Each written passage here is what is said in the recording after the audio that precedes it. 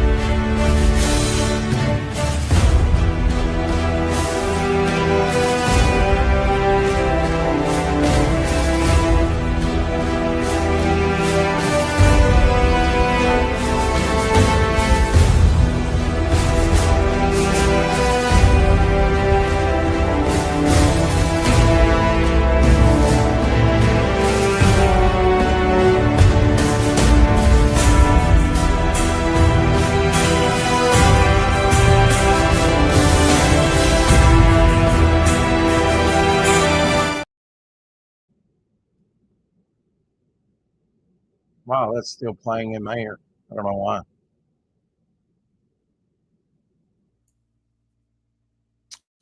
Long time playing. Hey, good morning. Oh, I know. I know why. Because there we go.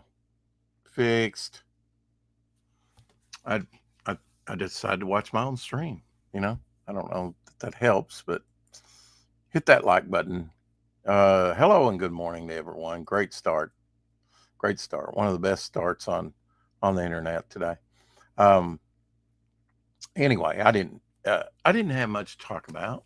No, I've got it all figured out. That's don't start a stream like saying, just you know. Good morning. Good morning. Good morning. Hopefully we can have a conversation in the chat. I don't really have much of anything to say. We'll see what we can draw out of me. Anyway, I look to see at least the people that I subscribe, and that's a bunch. That's over 200, I know. Uh, Speaking of 200, that reminds me, if you go over to my channel, which you're watching now, uh, we hit the 2K mark on the videos that are available to watch. All types of videos, some good, some bad, some ugly. I need my cowboy hat. Um, but I don't see one inside. I probably have it in there. Been moving things around uh, of late. Um, went to work last night. Came home. Watched the rest of a disc I had stopped. Maybe a couple episodes of Gunsmoke, and then with Abby in my lap in the recliner, went to sleep. So my hair is still pristine. Well, you know, so that doesn't matter. I can always wear a cap, a hat, a hoodie, whatever. But good morning. Didn't have much to say today, but thought I'd say it anyway. Diarrhea of the mouth. Anyway, I have my coffee ready, hot, in my new mug, which Rozzy's dive bar was on. That was about it in form of entertainment. It really doesn't matter. I think early morning streams, we'll see. My last one that I did, which was the tail end of one, was a draw stream and was had a lot of people interested that came in, and it's been a while since I've done a morning stream. Uh, Morning streams aren't hard for me because most of the time I'm up. Uh, but I'm not a morning person. I'm more of a nighttime person. So this is kind of my night running in the morning, but at least I'm well rested. Uh, I could have streamed when I got home, you know, but I didn't. So I'm here. I'm here for you, YouTube. You know, I'm here for you, chat and on the replay. Um, just showing you what I'm looking at. Shelley Duvall. This is an eye game that I play with Bufo Calvin, as you can see there. Hopefully, um, And yeah, Shelley Duvall and her crazy eyes. Shelley Duvall from Popeye and The Shining, and other movies. Whoops, there we go. Uh, I've already guessed Shelley Duvall. I know I've got this one. This is so easy. I like to do these little eye test things. If you go over there, he's got the eye identity game. He has different things over there. Um, that's the last posted. Gary Cooper was the one before. So here you have the source material that he puts up. Nice portrait of Gary Cooper. Um, don't know when. Maybe I would guess maybe the 50s. Looking at that, but this was is that the one? Yeah, this is more of a straight on view right there. And I kind of glanced at this and I was like, I don't know who that is. So, but that's who it is. It's Gary Cooper. Some are harder to see than others. Yeah, this is definitely Betty Davis. You know, a very young Betty Davis. That's Kate Jackson, Jacqueline Smith. I think Kate Jackson. One of the Charlie's Angels girls. Sometimes I have to look up where I know I could have looked up Dark Shadows, but then there's a lot. Uh, well, come on now. This is Animal from the Muppets, obviously. Mm, okay, that's the guy from BJ and the Bear. Come on, too easy. There you go. Uh, Greg Evagain. I don't know how you say his last name, but there's Bear and BJ right there. Some show. This one, women are harder. Somebody clipped that. Yeah, I wouldn't known who this was, and you know, uh, Hope Hope Lang. Okay, don't know really her acting or what she did. It's always actors, actresses. Okay, so Marilyn Monroe, uh, Fred Astaire. Fred Astaire is pretty easy. That's definitely Fred Astaire. Uh, Trying to look for the eyes here on Marilyn Monroe. It's a little chaotic on here on finding who's who. Uh, there's Lee Merriweather. She just celebrated her 90th birthday. Her Star Trek, her one Star Trek appearance. Let me touch you so I can disrupt every cell in your body and kill you. There she is, this Catwoman. See, this is who is that? Come on, some of these are harder than others. He looks like one of those that was on a soap opera. Is my guess. I can't. But see, I don't always see the source material. It's always kind of chaotic here with the different things on here, like this one here. It might be the woman who did the witch in Wizard of Oz. I don't know. Okay, way down here's that source material again for that one actress I didn't know. This has got to be an early picture, just probably early color picture. I don't know, but I don't know who that is. Uh, so some I get, some I don't. I don't play all the time. There's Annette Funicello. Okay, and her eye thing was here. Yeah, I'm but they could be Anne Margaret. They could be, a lot of people. You got to know old actors and actresses. Classic Film TV Cafe. There are so many spin-offs on the broadcast networks these days with versions of FBI, NCIS, Law and Order, and the Chicago shows. Imagine classic TV shows doing that, such as Gunsmoke, Miss Kitty's Place, and A Man Called Gerard, which, that's Barry, what's his name, that was in The Fugitive, um, and also in Space 1999 later. Uh, But yeah, I've been watching a lot of Gunsmoke. There's Miss Kitty. A hint, hint, that mole isn't real. That's just like a beauty spot. Women used to do that. Mickey Rooney. Now I got this one right. That's been a few back, but definitely Mickey Rooney's eyes. Uh, a lot of people say I can't identify. I don't. Who's that? I don't know. It's an old man. I don't know. Later in life, whoever it is. Oh, that's got to be very cutting eyes there, but I don't know who that is. Quite disturbing. Imagine these eyes under your pillow. Anyway, who we got in here? We got the lovely Carrie. We got the fuck's sake, Rex. What are you doing up now? Crooked Painter. Hey man, I'm just up. As the ladies. Big day today in the garden planting melons. Oh, cool. That's nice. I mean, I've already been outside picking mulberries and eating them for breakfast. I didn't get very many. I saw this darn squirrel and I get my mulberries from this chopped off stump. I didn't know that it was a mulberry tree till about two years ago, and then it started bearing little bitty mulberries, and I've been letting them ripen. Often they fall off before they ripen.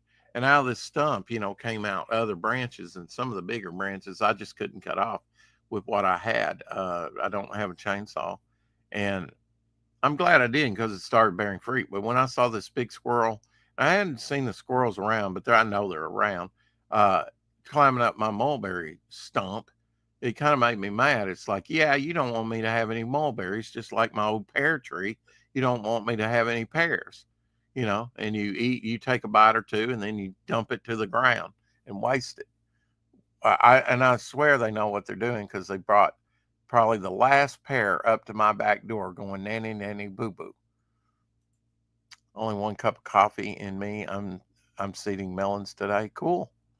I tried watermelons. That's the only thing that I've tried to grow besides these flowers, wildflowers. Well, not really wildflowers. They repel ticks, fleas, and according to my sister, ticks, fleas, and mosquitoes. Lavender uh, repels mosquitoes. Little white little flowers. I had to take some pictures on my phone and of at least my potted ones out there. The one that Mr. Turtle dug in the dirt for days and finally popped his head up. I was watering it. He probably burrowed to keep cool, and there was nothing else to do in there. But it kind of disrupted my flowers. So I don't know if I'm going to put him in there again or not, but I want to get him out in the sun sometimes. Maybe while I and Abby are out. It's nice and cool now. Um, so why not? Yesterday, um, I put out mulch at my neighbor's. She had 10 bags of old mulch that she never got to use that was designated for her backyard, according to Andy. Um, and I put it out front. I asked him while he's been gone to Nashville if he wanted me to put it out. Good morning, Carrie, Oi Savaloy. Do they give you a stomach ache?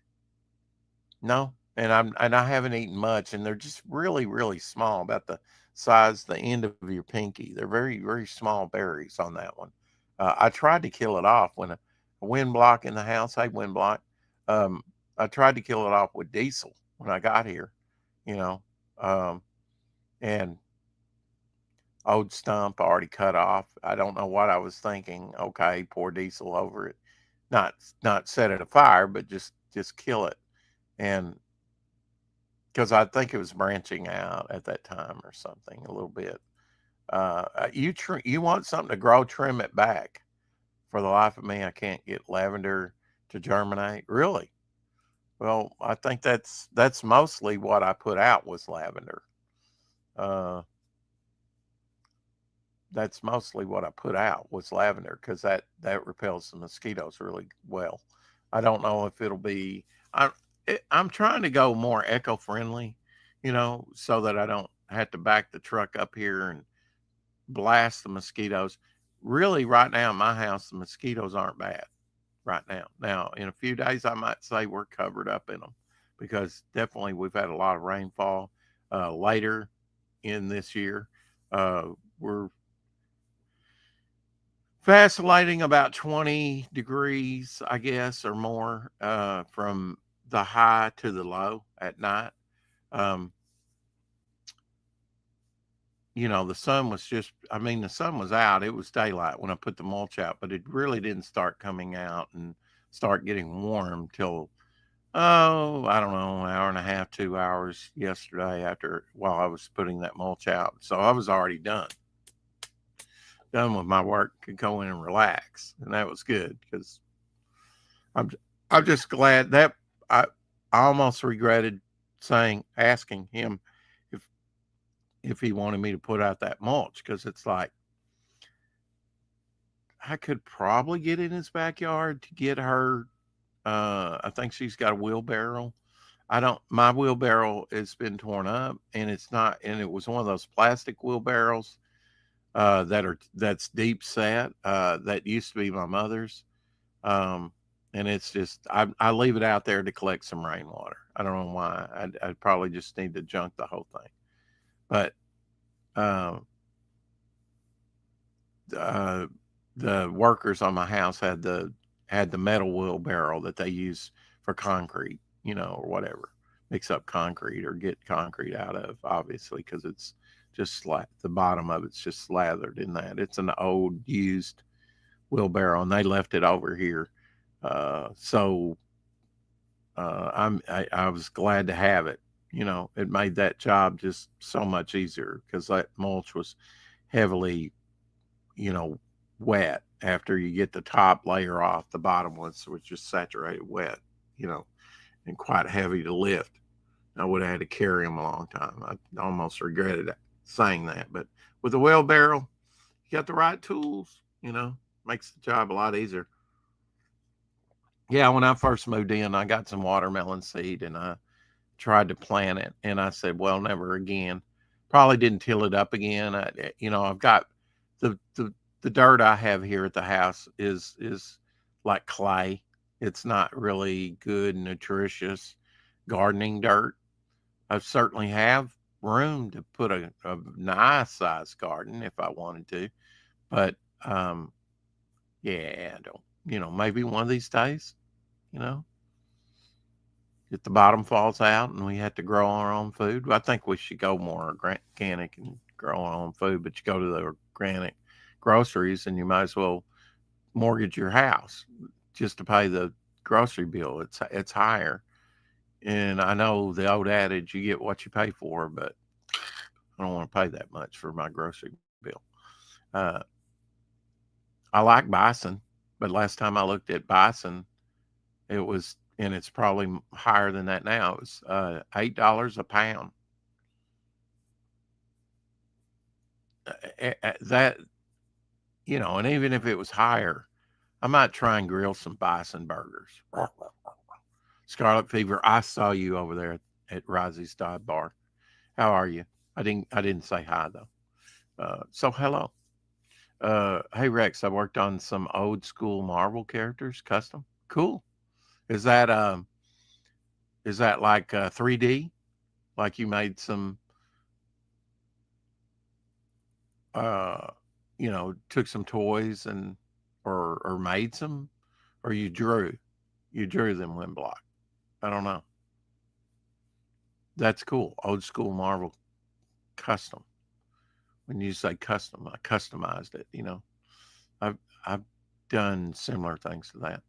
Good, hun. Just getting up and going this morning. Hope you are doing well, my friend. Absolutely. I just thought I'd do a morning stream, and hey, I slept, but yeah, I'm not even sure what time I got in last night. It was a little earlier than usual. Um, and a couple episodes of Gunsmoke, I went to sleep, uh, didn't even go to bed. Yeah, I grew a lot of my vegetables downtown. Downtown? Downtown won't let me have chickens, or I would have a little farm. Yeah. Well, we've got chickens, and roosters. Sure, some people do in Jonesboro. But yeah, they're irritating to me. I know Shadowhawk, where he lives, his he didn't know what happened to him. Uh, last night saw on the way there, I saw a dead deer on the side of the road that got hit. Wasn't that big a size deer, really. Um, a doe, a female deer. Uh, um, and I saw a fox at one point, which was kind of neat because it was going past this true story. It was in the old downtown district, and of course nobody was around. Nobody was around. Traffic wasn't bad there at all. Everybody was at home, snug, around the campfires and all that. And it went past the liquor store and over the tracks and to the other residential area. But it was booking it, you know. Uh, and I know there's some foxes in the area because a couple years ago I saw a whole fox family. It's probably been a couple years, so they're probably full grown by now. Uh, but there were five of them and a mother. And then I would see around when I get in that area to spray, I would see, one or two. Saw them a couple times, So I know and I've seen foxes there before too. I made some custom action figures. I'm also an artist. There you go. Good. Uh, yeah, I don't eat a lot of vegetables. So, I mean, and I know that's bad, I know that's bad. Broccoli's so good for you. Cut out my tongue before I eat broccoli, cauliflower, or any of that crap. But and try it. You might like it. Maybe I would with new adult sensibilities and taste buds. But fruit, don't have much problem with fruit. I guess it's the sweet factor. Um, most vegetables I'll eat are like in stew, something like that. Roast with potatoes and carrots and is lovely. Peas I can eat like in chicken pot pie or something. If they're cooked, I still think they taste like wall paste. No, I haven't been eating wall paste or huffing or anything. Broccoli with cheese. See, most people say broccoli, little caveat, with cheese. Uh, damn, you making me hungry. Yeah, we get on. Hey, welcome to the Food Network. Got lots of peppers and tomatoes. How do you keep the bugs off? A little Seven Dust or something else, I've been harvesting some squash is starting to come in, and the okra, I bet you eat fried okra, has been uh, picked a few times now. I don't eat cucumbers, but I eat pickles. Go figure. Fried pickles are delish. I love fried green beans. I'd rather have that than old starchy, carby French fries. With a little ketchup, which the ketchup is, marigolds. I put out some marigolds this year along with the lavender. That's good for the ticks, fleas, and mosquitoes. I'm told by my sister. So I had a little bit of help on what to pick. Got the seed packets from the Dollar Tree. They had pretty good selection and vegetables too. I was just like, yeah, vegetables take time and care, and I just don't know if I have the time and care. And um, you know, there is a lot to gardening, but I mean, yeah, slower pace of life. Aphids too, yeah. Aphids, I'm told, are because your tree or whatever doesn't have the right pH balance. There was a story where, uh, and I think it was on uh, late night coast to coast, that I heard this where they had like five peach trees and one had aphids and the rest of them didn't, and he couldn't figure out why. And he was going out there, you know, like men do, you know, home improvement. Uh, that sounds like my dog now when she tries to bark. Her bark has gotten, old man bark, not as strong as it used to be. Um, he was going out there to urinate. Hence, he changed by that peach tree. Always the same spot. He was changing the pH value of the tree, I'm told, and so aphids showed up on that one tree. He stopped urinating at that spot and outside like that, and the aphids went away. I fight the bugs with water and my hands, laugh out loud, but they trap, they trap, they track, they trap plants. Can't read. Why? Why can't I read? Because it's too damn early. But it is the sweet spot, you know. There is something to early morning streaming. I mean, I looked and Rosie's Dive Bar was the only thing going. Last time I streamed early, which, like I said, was a tail end of a 6 hour something draw stream with Omer and others, but they had dropped out. I had like 20, 21 people when I shut the stream down. You want to be entertained in the morning, so that's why I'm here. Wake up. And yay, yeah, trap plants and some plants like marigolds, lavender, and basil. Yeah, I thought about putting out some like I don't know, oregano and basil and thyme and some of your spices. Some of that repels bugs really well. Any new artwork you've been working on, I can show you that here in a minute. Windblock aphids are the worst.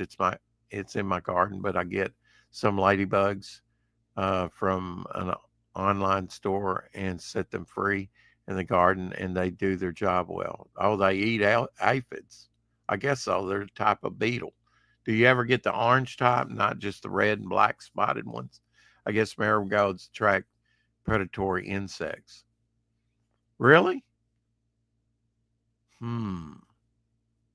Like hover flies. I've never heard of hover flies. Don't like flies though. They're, I put some gloves on and make a bucket of soapy water. Yeah. You have a sprayer early in the morning before the heat sets in and wash my plants by hand. You give them a massage then and that have aphid infestation. Okay. Yeah, seems like a lot of work to me. But you're smart to get out there, and you're probably going to you're a mother, so you have to get out there, get up early anyway, probably get everybody off to school, off to work, whatever, probably, right? Uh, the last seeds I got were in this was with that Elsie sent me. You can actually see the seeds in that. These seeds are probably from the 90s. I don't know what type of thing they would have grown. You might be able to plant them, but I'm not going to. Came with a Fred Flintstone Pez dispenser, which I'm going to wash him with my soapy hands and get that sticky candy. The candy that they use over in Europe is more moisture sensitive. It liquefies over time. It's not like the hard Pez briquette here that you crunch on. And it came with a little bit of a little bitty comic, which I haven't looked at yet.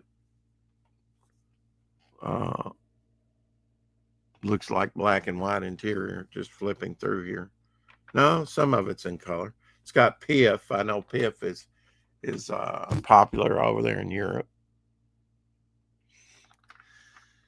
So neat little comic, probably came out around Easter time. I'm saying probably in the 90s, because that's when most of the Pez and the little body parts, and this one came with little Robin Hood outfit. Now I didn't think to ask Elsie because I really was concentrating on the 4 o'clock shadow yesterday, the stream I had to do. But it has no feet. It has no shoes. It has the upper part. I guess maybe this version didn't come with shoes, but it came with the little bow and arrow, which has no string. So a lot of good that is. But they came out. Most of that stuff came out in Europe in the 90s. Um, yeah, we got all kinds of ladybugs. Yeah, I mean, later toward wintertime, you get the orange ones with, we don't look at them as a beetle, but they are a hard shell beetle. You know,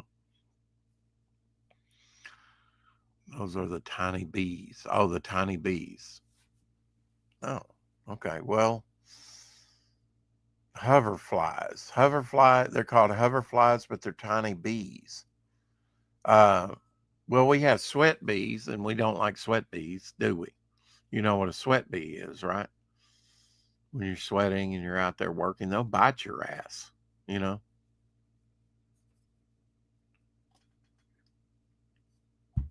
Never hoed cotton, but I did weed it. Um, as a kid, I would go in when my father, and this is early 70s. He started farming in 73, and somewhere around maybe 73, 74, 75 in there, he tried cotton. And I know when 76 came out, he tried peanuts because Jimmy Carter was in office, and he thought, I'll try a few peanuts. Um, I don't know. I think he did kale one year, maybe the same year. He's tried little patches to see. I don't know. I guess that was his way of keeping it interesting beyond doing um, milo, soybeans, rice. You know, first few years he tried doing some cotton. We'd have to go out there and cotton, and you'd have to watch out. They have blister beetles, what we call blister beetles out there. Uh, Kind of like a fire ant. You didn't want them to bite you, sting you, you know, or get it in them, or get them in your pants, you know. But I go out there with a little hook and hook around the base of the weed, and sometimes that would be like 6 foot tall, you know, and yank it, and sometimes the larger the base of it, you know, sometimes you'd have to really, you know, and then you fall on you and it's sticky and everything. I didn't hoe cotton, but in a way that was the closest I got to hoeing cotton, you know, getting the weeds out. Didn't use a hoe, but we used, you know, a hook to cut them off at the base. uh, I had peanuts from feeding the birds and squirrels. Yeah. uh, it's a lagoon, right? Peanut from the Black Lagoon. That could be a comic. Just saying. I'll give you that idea for free. It might be interesting to do a combination. Uh, my mother has them, but I bought at the I think Dollar General years ago. I bought these roosters, and they were, you know, like resin roosters, made out resin. You know, just cheap things in like the gardening area, the small gardening area they have. And but like they had a rooster that had like a peanut body or a pumpkin body or a squash body or an ear corn body. And I thought those are so neat looking because it was like a mashup between an animal and a vegetable. I bought a bunch of them. I bought like 5 of them. Well, she confiscated them, you know, when I moved or whatever, and had them in her house, and took them with her, believe it or not, because she had them on display over there. Uh, you know, sometimes that's mothers and fathers, they obfuscate, you know, often what you have. Oh, that's neat. It's like, hey man, I don't even have decent furniture. Why are you borrowing from me? But you know, if you can't lend to your parent, but then the thing of it is, you lend it to them and they forget it. That's not yours. That's mine.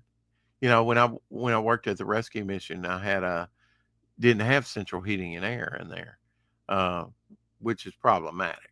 Uh, but had an air conditioner. At least I did. Um, don't know if anybody else had one, but I did. Um, and it was upstairs, so it would get warm in the summertime. Um, I bought a little refrigerator, one of those little mini ones, and that's when they first, or I don't won't say when they first came out, but that was early on, and I put the refrigerator uh, I brought the refrigerator home, and mom and dad confiscated it and ran it and kept like sodas, canned sodas in there. Uh, when we went over there, we'd get a canned soda if we wanted one. Um, or I'd fill it up. Sometimes they'd let it run down, and it'd be my job. Hey, I brought some. Can you load up the refrigerator? And I never did get it back. It finally played out. Uh, when Walmart had them for like $60 a piece, I bought like two of them. I said $60. You know, that first one I paid $125 for. You know, that's why I wanted it back. It's like, hey man, but you know, uh, Bone listening at work. Hey, good morning to you. Uh, yeah, we're just talking gardening and all types of stuff here. Yeah. I would like to try. Watermelon is so good for you to hydrate, and with the potassium, all the other good stuff that's in it. Watermelon's one of the best things that you can eat. And if there was one fruit or vegetable that I would like to, grow, it'd probably be watermelon. But uh, the ear, the leaves, the ears, elephant ears. I guess I'm thinking of the elephant ears, what we call elephant ears. They get real big. The vines go everywhere and everything. And I didn't have that great a success. Like I say, my dirt is more like clay. It's pretty poor. It needs some tilling and or hoeing, and most of the time it's baked hard from the summer. Uh, Although we've gotten so much rain, but it usually dries up pretty quick. Um, Gets that way, and if it does rain really well, you have standing water. There, if the ground is hard baked, its absorbency is cut dramatically. Uh, I made sure that I went out and where I spread the seed and I see some coming up to put uh, to water it a little bit. And I'm sure a lot of those seeds didn't take, but I see few areas that I'll have to kind of attend to during the summer if we don't get much rainfall. You know, um, all my lime juice bottles that I buy, I save or started saving. And in fact, I've got most of them filled with water. I've got like a whole case or more of lime juice bottles, reused lime juice bottles that I filled with just tap water in case the water goes out and I'm out of water and I can't find clean water. Um, but I'll grab a couple of those and fill her bowl up, with those. Uh, and for her drinking water, for my dog's drinking water, and I'll go outside and, you know, give them a spritz. I keep some out in the shed, try and do that, even if dirt is poor. Uh,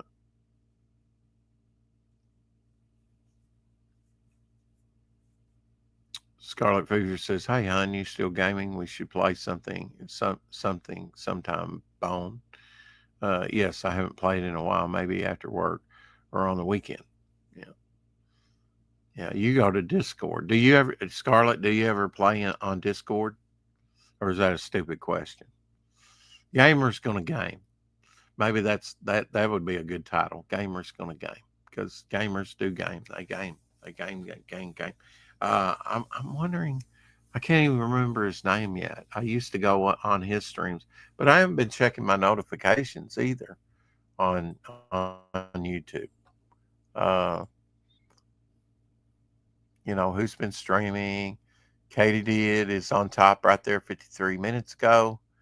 She uploaded Nick Ricada disagrees with EVS about uh, Kiana. Rosie's dive bar, like I mentioned 7 hours ago. Has that been going there a while, or is that a new stream that he's been doing? I mean, he's doing Rosie's dive bar all the time.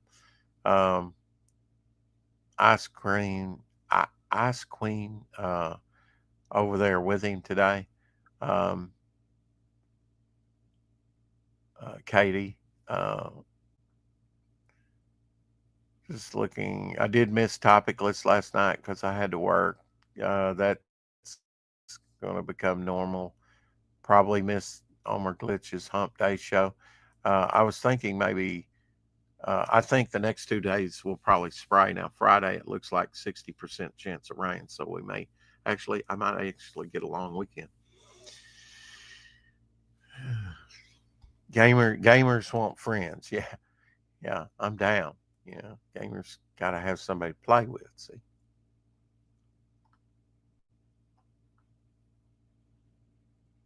Oh, that old though the old man's eyes was that old man's eyes was Tim Curry. That's who that was that I showed earlier. I was wondering who the old man was.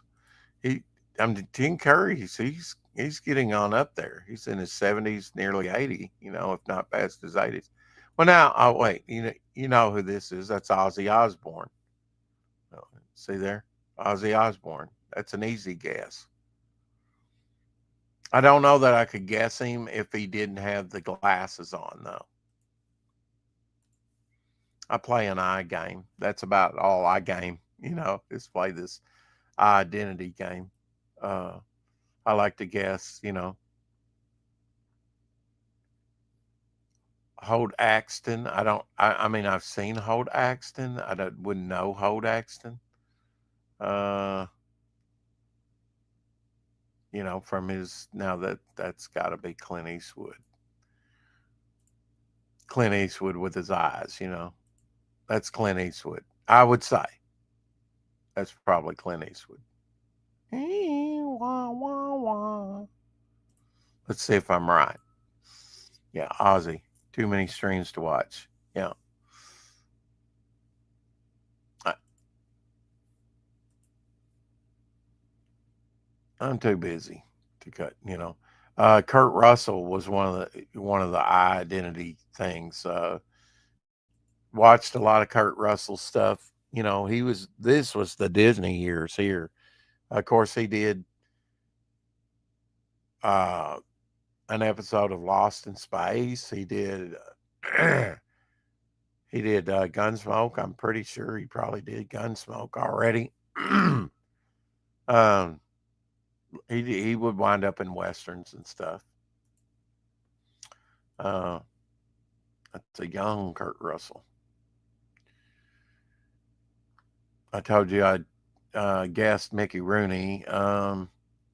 See, here's a set of eyes. I don't know who this is. Men are easier for me to guess than women, uh, but not always. Like today's was, I guarantee you, I will be a winner tomorrow because it's Shelley Duvall from The Shining and Popeye. Uh, but I like to play the identity game. Now looking at this, and let me show you what I'm looking at. Lee Merriweather. I would say that's probably Lee Merriweather, and her around her birthday. So he kind of coincides maybe with their birthday or their death or something. Sometimes I would say that's probably Lee Merriweather that played Barnaby Jones. She was the secretary with Buddy Epson. Um, Played Time Tunnel. The 2 seasons of Time Tunnel. She was also Catwoman in the Batman movie. Still going strong at 90, turned 90. Did a Star Trek episode, as I mentioned before.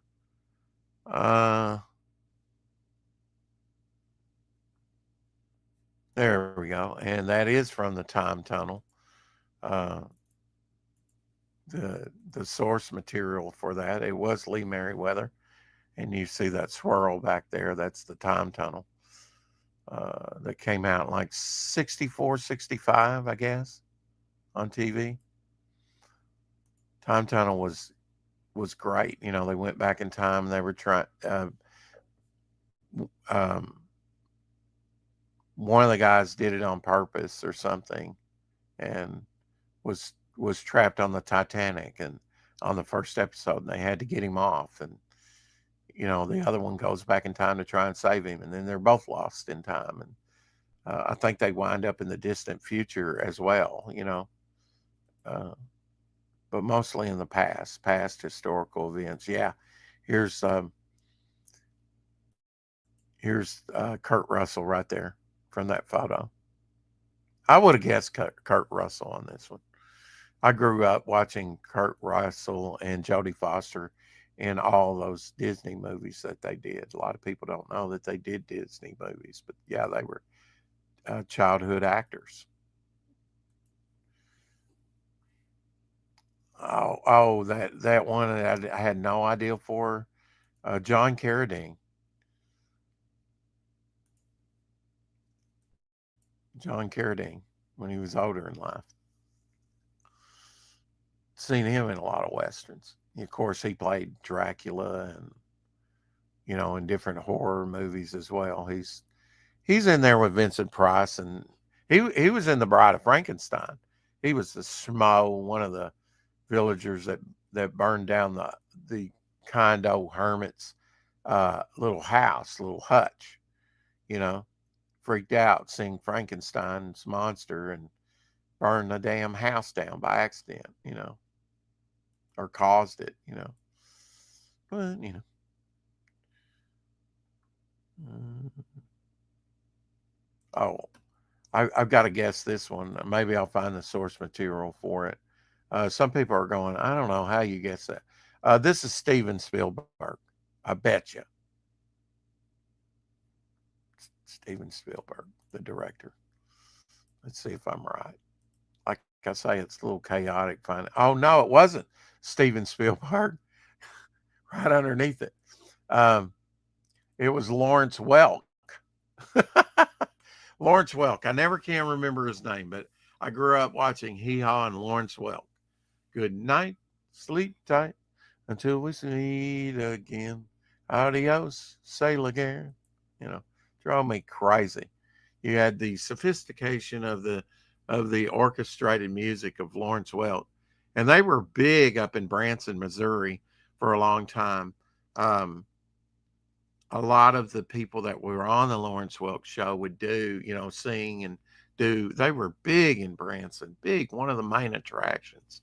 A lot of people, a lot of older people go up there, and not my cup of tea. I mean, it was entertaining at the time. I got to admit, I watched it in Hee Haw on the same night. It was just culture shock for and you could complain, but they're not going to change the channel, and you only had 3 channels to pick from anyway. That PBS maybe. Um, oh yeah, Davy Jones from the Monkees.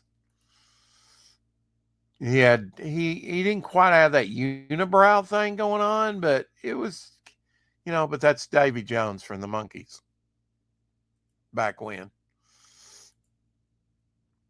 There you go. Very early Davy Jones. He did conventions for a long time. Here's Charles Brickford. Brickford, yeah. An actor that did a lot of tough guy roles and a lot of acting.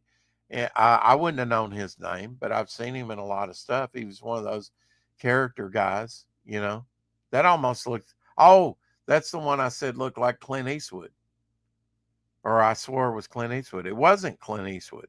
That looks a lot like Clint Eastwood's eyes and nose and everything, but it wasn't. It was this actor here, Brickford. Huh. I would have bet money that was Clint Eastwood, but it wasn't. This is cool. Game was also on Dark Shadows. Okay. Yeah. Mitchell Ryan played Burke Devlin. Yeah. I watched him in Dark Shadows. Yeah, that must have been one of them. Somebody commenting on there. I've watched a lot of Dark Shadows, and yeah, he did a lot of things. He was in soap operas later. A lot. Well, I mean, really, Dark Shadows was a gothic soap opera. And see, he's got a lot of stuff there. Congratulations, you got Gary Cooper. Yeah, I didn't guess on that one. Didn't know who Gary Cooper was. But Mickey Rooney, I should be in here somewhere. Some of the times, though, they don't mention my name, and I'm like, I got it right. I got it right. And he goes, contact me if I missed your name. No, I'm not going to do that. That's too much work. Too much work. So no sweet spot today. I mean, we've got a good, good reception, this early in the morning, but no 20 viewers. I guess I'm telling you, people like to watch the sausage being made, as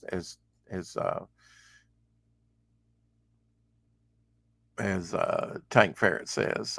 They like to see drawings. Oh, I did did tell you that I would show you. Sorry about that, barcoder. Um, what I've been working on recently, which the last couple of days, my new pig, my new mascot. Um, I will. I haven't worked on any, but yeah, I'll have to find time to.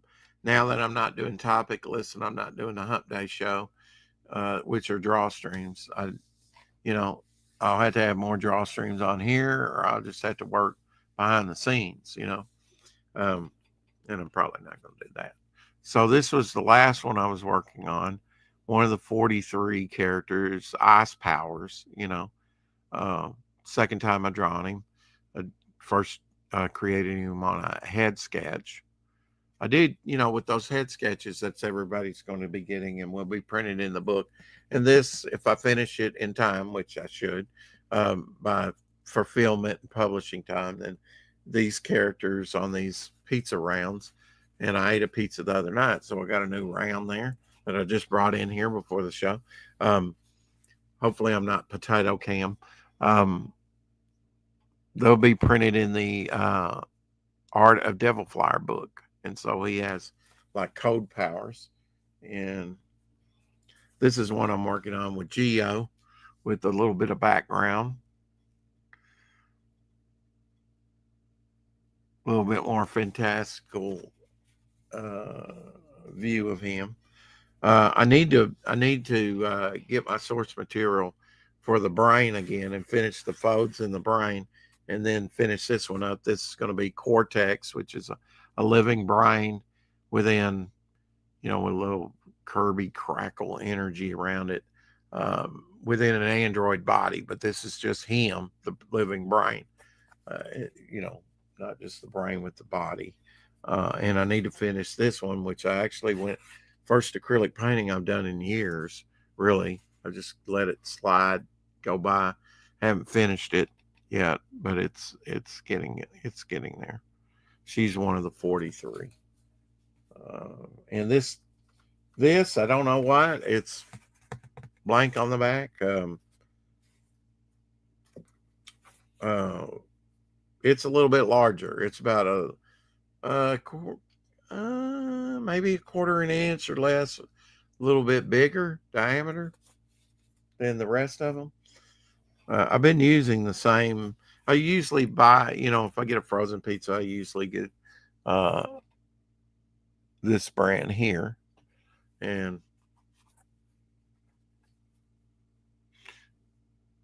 that's one of the 43 there that I've done.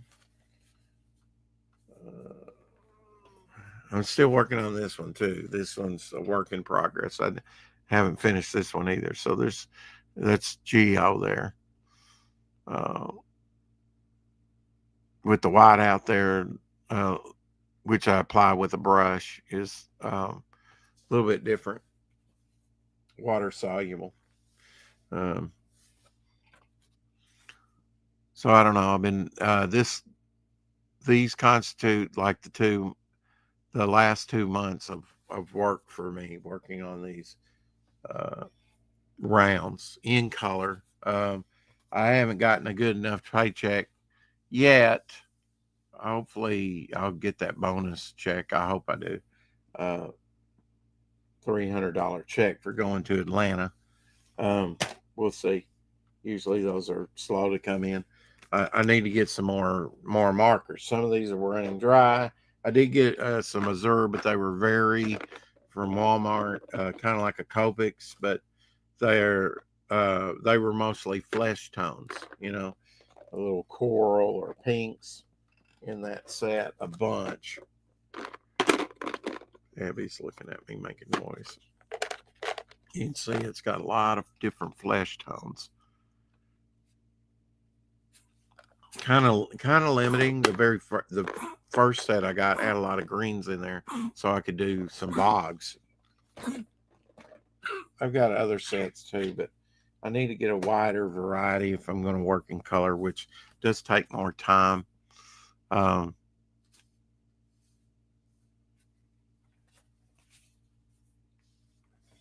Here was the first one I did, and if somebody backs the big bundle, they'll get this. And actually, I really like this piece. I'd like to keep it in my collection, but some extra incentive. You'll get this original piece of artwork if you back the big bundle. That was the first one I did. The original Bog Pog. Just had these pizza rounds here. Thought we would get together with AKA Pad, Acapad, Peter, and do some of these. We haven't yet, but I just got started on the first, and here's a character. This is the one and only time I've done this character. I had sort of a concept for a character, and I put her, ultimately I've got to create. That's what I really enjoy, creating new characters. But it's good for me to focus and actually, have stories and comics and not just world build with different characters and imagine in my head what these characters would be, their powers, their names, whatever, but actually get them in print. One of the things I hated was because I had innovations in the printing and different stuff in my head all the time, never really acted on it. Well, we're going to act on some of those stuff, and some of it's just been around for decades now. Names I can't use anymore because it would get in print and be copyrighted. I hated that, because that character was called this for so many years in my head, and now I can't really call them that if I ever want to print it. So enough with that. We're gonna get these characters out there, their likenesses, their names, get them copyrighted and protected, and build a freaking universe. Finally, here's one of the 43 there. I still don't have a name for him. He's kind of like a stone, thing-like character. This is the only one I don't really like, and maybe it's because of the design of the mask. John redesigned from my original design. He just put in, a, the beak and everything. And I just don't like, it's just not, how I envisioned Devil Flyer at the first, but, I tried the best I could with very limited palette. It's okay. It's just not one of my faves. It's my least favorite. Let's put it that way. But in all honesty, I'd created a character and then passed it off to John. Zeitgeist here. He's one of the 43. Thunder Rock. I don't know if I'll ever use this character. This character was just in a sketchbook, a head sketch like this, and I did him here again in color, from an old sketchbook, and had the name Thunder Rock by there. Another Geo here with some Kirby Crackle. I kind of like it at this stage. I know they're like, make the eyes really pop or whatever, but maybe I'll revisit it and make the eyes pop, maybe more energy around them. I don't know. But kind of an abstraction like on Geo. This one's kind of spooky, a bog. Hopefully my camera's doing okay and not potato cam today or pixelated. That's one of the things that I want to fix today. Paint sets, I've got all kinds of paint sets and stuff, watercolor and stuff. Of course, working on cardboard here, so probably the most extensive. You're looking at some of the most extensive marker work I've done.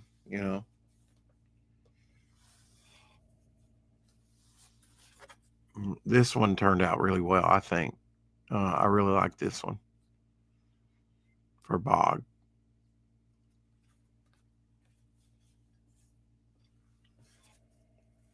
This one didn't turn out the way uh, I wanted, and simply because I should have redrew the head and how it was envisioned, and I did change up the eyes on this one. Since that didn't quite look, I went ahead and changed the eyes on it and gave him more human eyes in this one.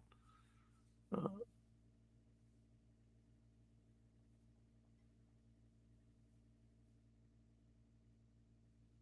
Again, kind of limited on markers, so really had to work around that. This one I used like every type of green I had except for this red in the eyes. At the time, it's all different shades of green.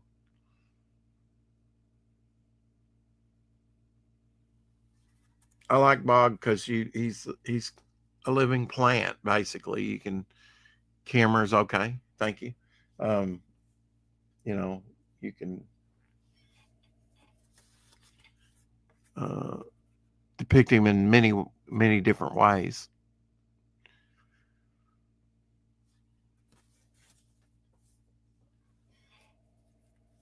This one I like really well. Geo. It's almost like a if you cut a tree, with the tree rings. I don't know. I get that feel from it. Maybe it's the, you know, it seems to have a, you know, circling effect. Different take on Geo there, doing the squinty eyes of Clint Eastwood. There was a reason for that squint, by the way. The bright sun in Spain, where they filmed those spaghetti westerns, and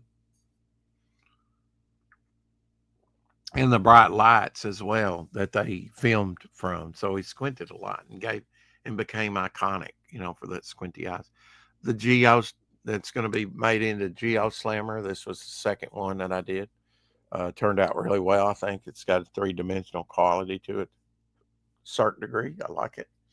That'll be made into a slammer, and it's only available through the big bundle. Another Geo.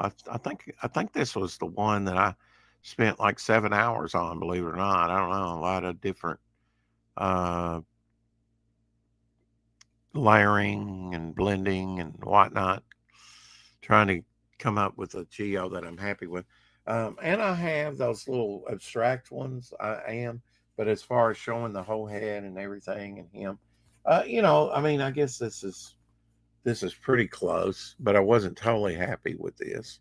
Um, this the line running through the eye. Um, that's Jack Kirby inspired. That's how this character came about. Twisted Man, very simple, but it came out really well. I thought he's kind of distorts reality.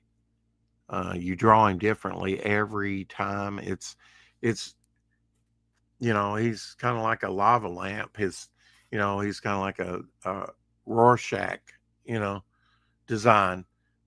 His whole body though, where it's kind of hard to figure out. Okay, I would put this under there for a lip, and this upper, the lip, and then underneath the lip and the nose, and to indicate eyes, but not really.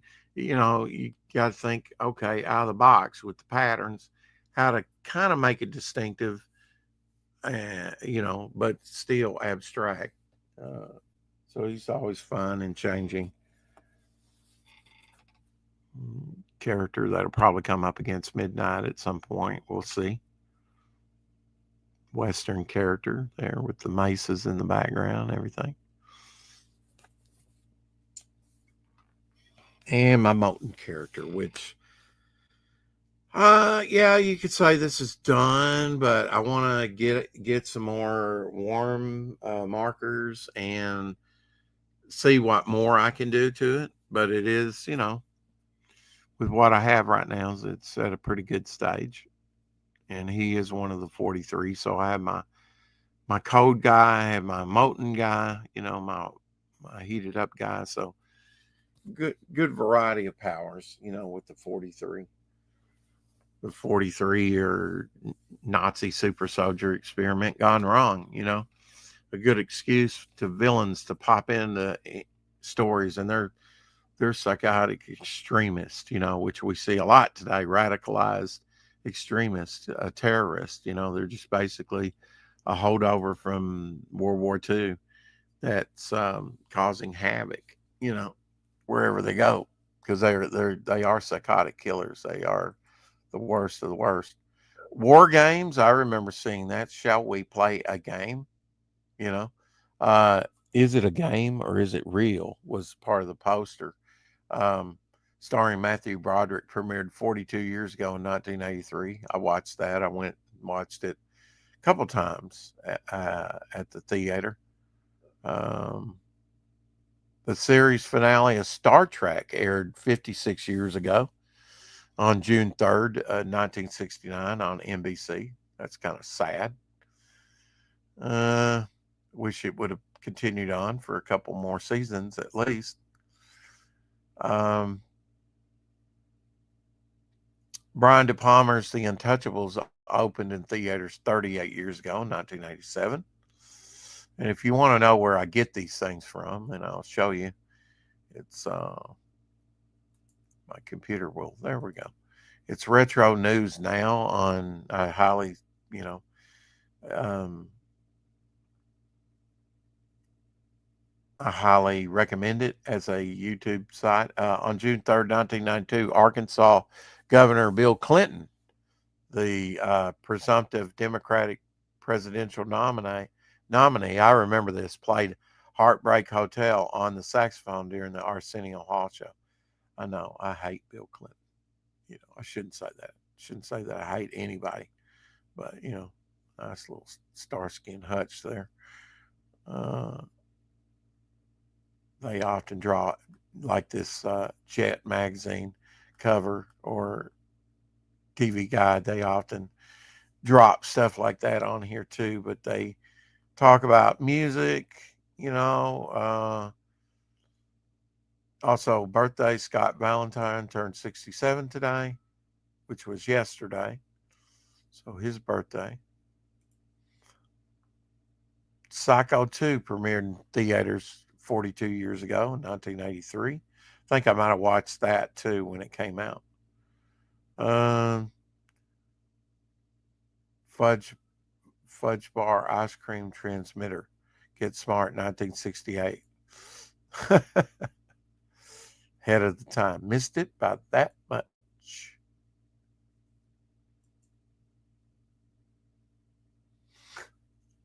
I need to watch some Get Smart. I've got the first season. All right, wait a minute. Let's go back here. Time magazine there.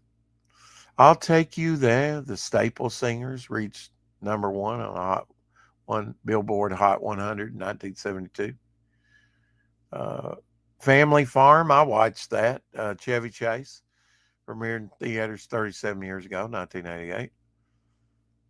Rock On, from Dream, A Little Dream. I don't know about that. Reached number one.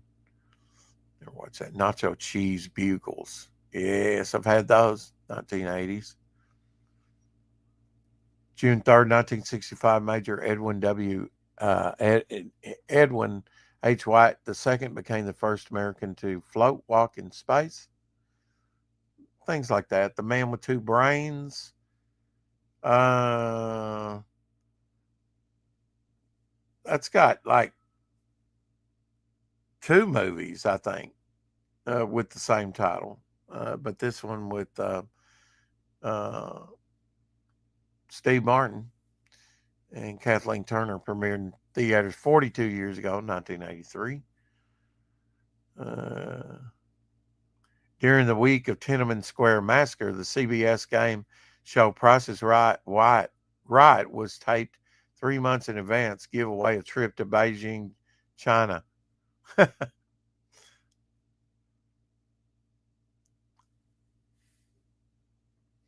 June 3rd, 1956, the city of Santa Cruz, California imposed a ban on rock and roll music as a result of obscene and highly suggestive dancing by teenagers. Larry King Live premiered 40 years ago on CNN, 1985.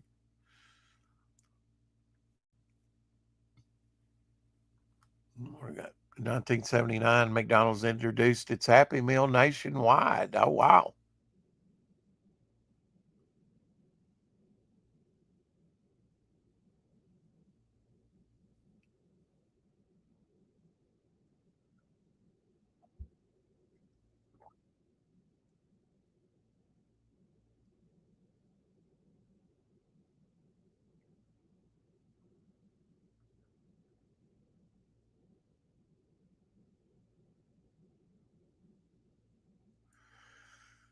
Well, I mean, why would you listen to people like that?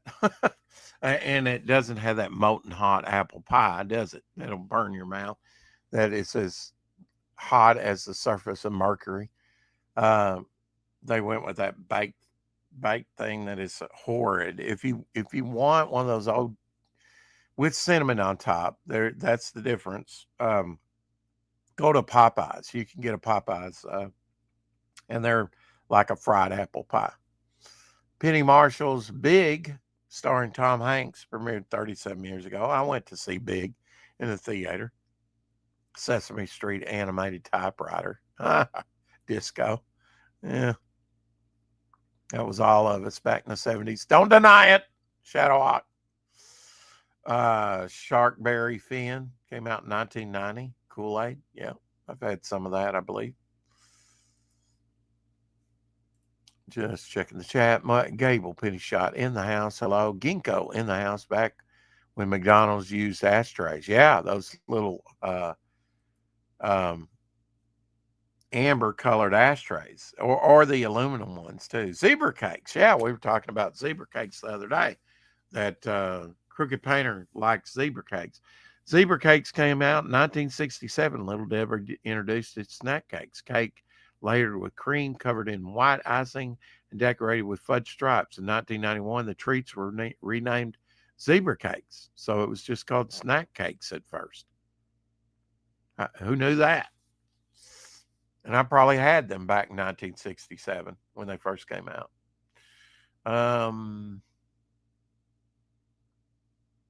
The Wire, I never watched that, premiered 23 years ago on HBO. That's probably why.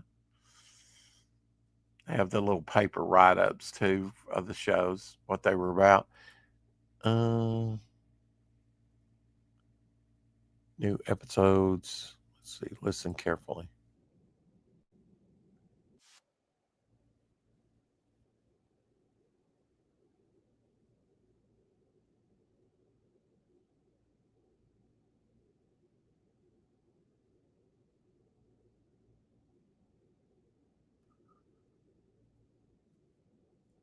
Well, I better turn that off because that's showing drug use.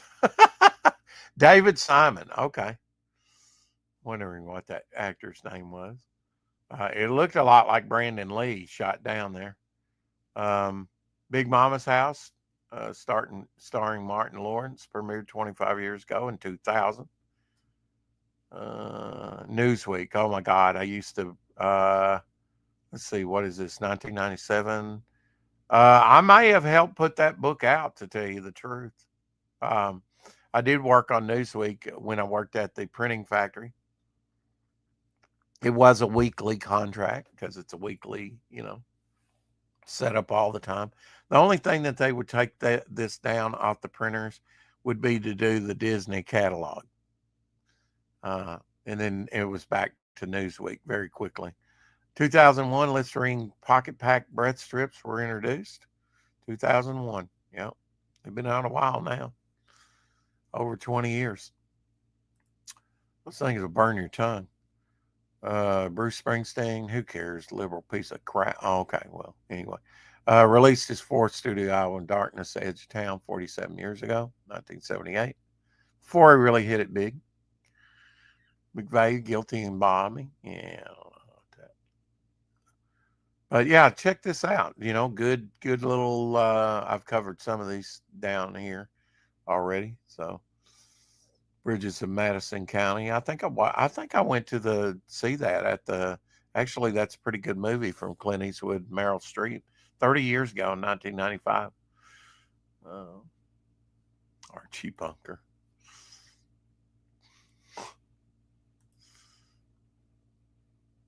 Just a just a pretty good site to go to see some of that retro stuff. Yeah, Jerry Mathers, the Beaver, turned 77 on the June 2nd. Marathon Bar. That's what I was talking about the other day, man. Those things were awesome. Awesome marathon bars. The Wire is a good show. I have never seen it. Never seen it. Uh,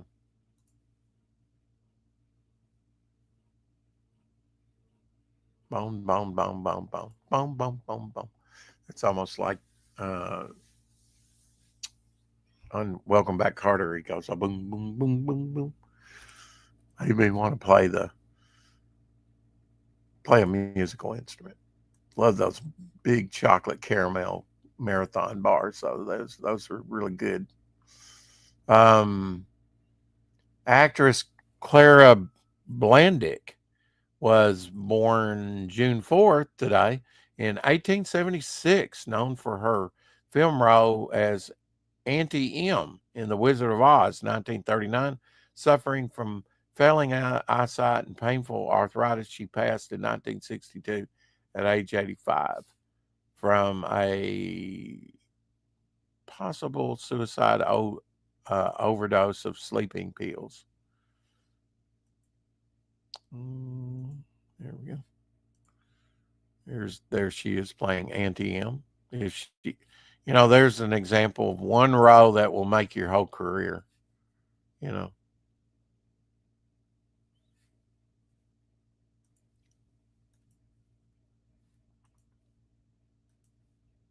but today would have been her birthday, born in 1876. Wow. Bruce Dern. Uh, this is another site that I get like birthdays from. Dr. Buzz. I get from a couple of different sites. Actor Bruce Dern. Here you go. Very early on, he played in some westerns for sure. He was one of the few people that killed John Wayne. He paid for it in the end, but Bruce Dern, great career in the movies.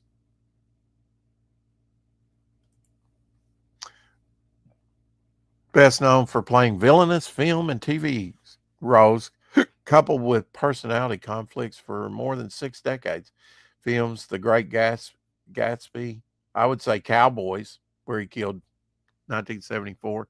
Silent Running, a sci-fi show. They don't even talk about that one. Posse, 1975. Smile, 1975. Family Plot. I don't know any of these. 76 and Coming Home, 78. 89 years young, so he's still alive. Bruce Dern. Annie M, as we talked about. Jess Barker. Some of these people I don't know. Born in 1912 as a real-life husband and actress Susan Hayward. Uh, Barker became a heated argument with Hayward once threw her into their pool, resulting in the couple's 1954 divorce, passed in 2000 at the age of 88 of liver failure. So they tell you the seedier side as well.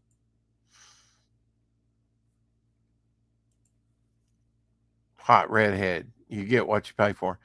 Ken Clark, remembered for his film role as Stewpot in the South Pacific, 1958. Attack of the Giant Leeches, 1959. I recognize his. And Hercules the Invincible, 1964. And Tarzana, the Wild Girl, 1969, passed in 2091. I'm sorry, 2009, age 81. Yeah, I watch a lot of films and stuff. Stewpot. Oh, sex therapist, TV personality, Dr. Ruth. It was her birthday yesterday. Oh my God, Dr. Ruth. 80s was full of Dr. Ruth. She was on a episode recently that I watched in Quantum Leap. Wow. Oh, Tony Curtis. Tony Curtis, born June 3rd, 1925, film star with career spanning 6 decades and more than 100 films. Later, candidly spoke on the battles with alcoholism and addiction to help others gain sobriety. Passed in 2010, age 85, from cardiac arrest. Uh, yeah, Tony Curtis. He was in Spartacus with Kirk Douglas and so many other roles. Kim Parker, don't know her. Usually, well, UK films, Fire Maidens of Outer Space, 1956. A Fiend Without a Face, 1958. Uh, oh, yeah, Leo here. Yeah, I've seen him and a lot of the Bowery Boy stuff. Paulette Goddard. Paulette Goddard, yeah, yesterday. Born in 1910, film star during the 1930s and 40s. Films Modern Times with Charlie Chaplin. 1936, The Woman. 1939, The Great Dictator, another Charlie Chaplin film. Once wed to Charlie Chaplin, so one of his ex-wives. Later gave a $20 million donation to New York University. Passed in 1990 at age 79. So yeah, I know her film face from Charlie Chaplin films. Miss Goddard. Ready for your close up, Miss Goddard. And then Jerry Mathers, 76 years old now. The Beaver, the Beeve.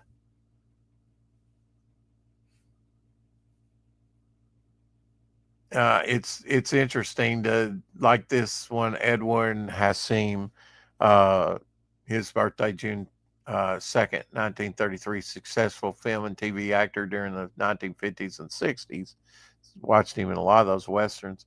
Later battling mental illness, addiction, and eventually destitution, living on the New York City streets. He passed in 1974 at age 81 from exposure to the elements. So, not everybody that has film roles, TV roles, wound up with a good life. I mean, I see a lot of them battling alcohol addiction, Johnny Weissmuller, Marilyn Monroe, just a good, here's the guy from Blazing Saddles, you know, uh, Frank Morgan talked about the other day was the Wizard of Oz, born in 1890. So they really go back. And Clint Eastwood, his birthday was May 31st. So they really go back. Dr. Buzz does with the with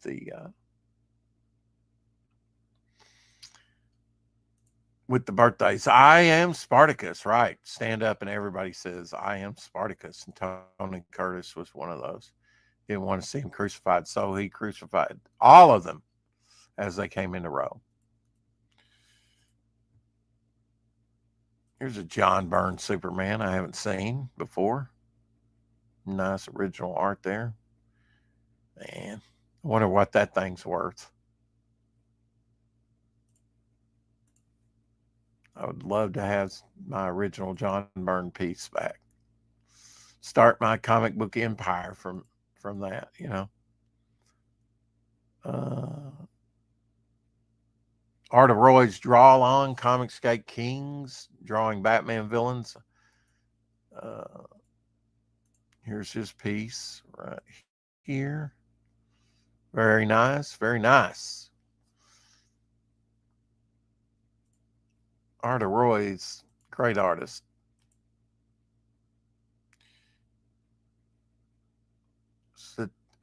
Stato, I can't say it. I can't say it today. Statistical shit. I can't even say statistical. There we go. Wow, almost cost me a gonad on that one. Statistical L0. Yeah, sometimes you get to work through the mental blocks. Sketching a little adventure before I sleep. Good night and God bless. I like that. He says, good morning, God bless with his drawings. Still praying for you, Stato, for the loss of your wife and stuff.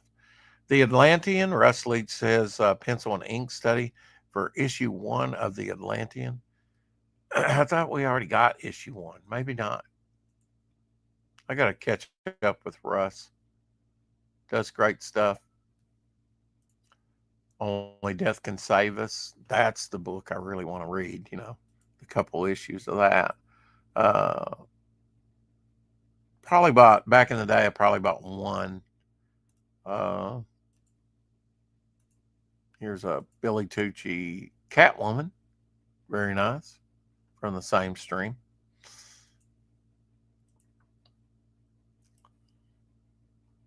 And here's Aaron Lopresti's Mr. Freeze from that stream. Very nice indeed. Mr. Freeze, he was probably the one character in 1969 Batman that changed the most. Eli Wallach played him. There were a couple other actors playing him. Otto Preminger, I think, was one of them. That German actor I know played him. I mean, there were like 3 different Mr. Freezes. Like on every episode, it was a different actor. Like, okay.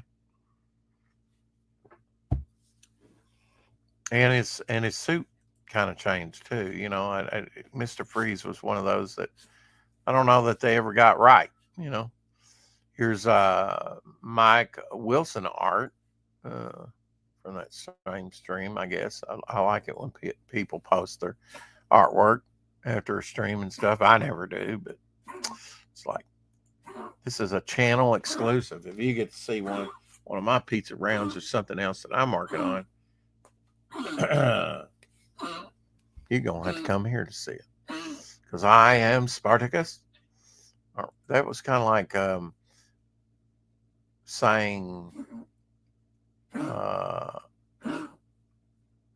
as she hacks. I haven't given her medicine, but I gave her medicine before we left last night. So been very diligently giving her medicine for that'll never go away, but I can mitigate it. I'm just so glad that Elsie found the paperwork and the medicine that I left at his house.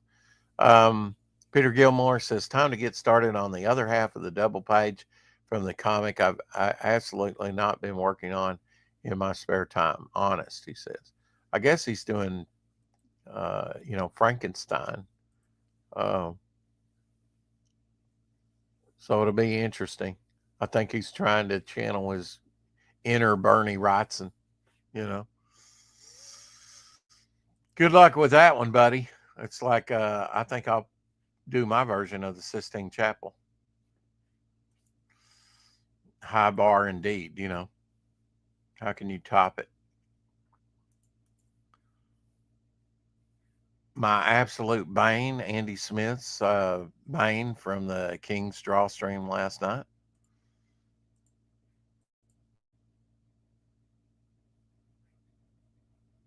Beefy Bane.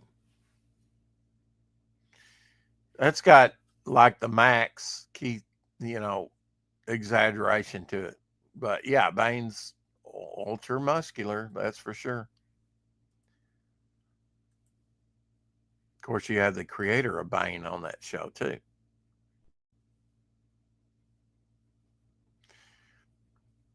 There's few comic book things that I can't even say that now, but I backed Golden Patriot. So I usually rip a verse stuff. Here's Frank Bruner piece. I think that's recolored.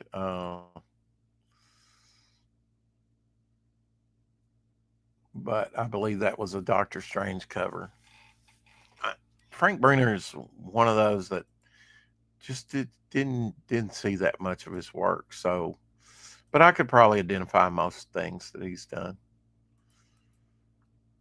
He's one that I just haven't had much, We need this again. We need something like Jim Starlin, you know. We need comic pages like that where you know the characters and they're mixing it up and it's fun and it's got some cosmic grand story to it, you know, and the baddie is like Thanos. He's a real baddie that takes, you know, the Thor and Thing and Captain Marvel and Captain America and the Vision and all the Avengers to tackle, you know, because he's a genuine, you know, life extinction threat. It seems like we missed that. You know, that's from Marvel 2-in-1 Annual Number 2 from 1977, Star Wars year. Uh, Joe Rubenstein on the colors. The writer and artist was Jim Starlin on that. That was a great one. Dan Lawless, his Mr. Freeze. I like his Mr. Freeze that he did. It's got the little dancer in the globe. That's cool. Very simple with markers, but quite effective. Yeah, man, what a design sense. Dan, you rock. Dan Lawless, you rock. Not only with your art. Nexus fans, you did it. Over 100K in 24 hours. An interstellar leap. Every stretch goal was unlocked and more surprises are on the way. Thank you for your amazing support. Day one deals are extended till midnight tonight, so check out the campaign here. That was like posted 23 hours ago, so you might still be able to get it. I guess we're talking about the Nexus Omnibus Kickstarter. That is, you know, a lot of interest in that early Nexus stuff. Absolutely. Good morning, America. How are you? What's clean mean? Hey, civility. How are you, sir? Bosch, that does Pigman, his Bane from last night, Straw Stream, I guess. He almost this here reminds me of Don Simpson. You know, that did Yarn Man and what was Megalith Man, something like that. Mega Man, Megaton Man. You know, kind of an exaggerated way of drawing. Good, been watching for a while. Cool. Um, yeah, I'm just shooting a breeze with the chat. An inventive layout for Steve Ditko's The Creeper backup story for World's Finest 250. I think series is one of my favorite things he did. Yeah, absolutely. He was the creator of the Creeper that first made his appearance in Showcase 73, I think. Anyway, in Showcase, which showcased all types of, you know, the Justice League of America, Green Lantern, you name it, you know. Cave Carson. Nice, nice piece. I've learned to appreciate Ditko, uh, especially his Charlton stuff, his Charlton covers and things like that. So cool. He did have a very simplified but neat design, uh, you know, on his covers.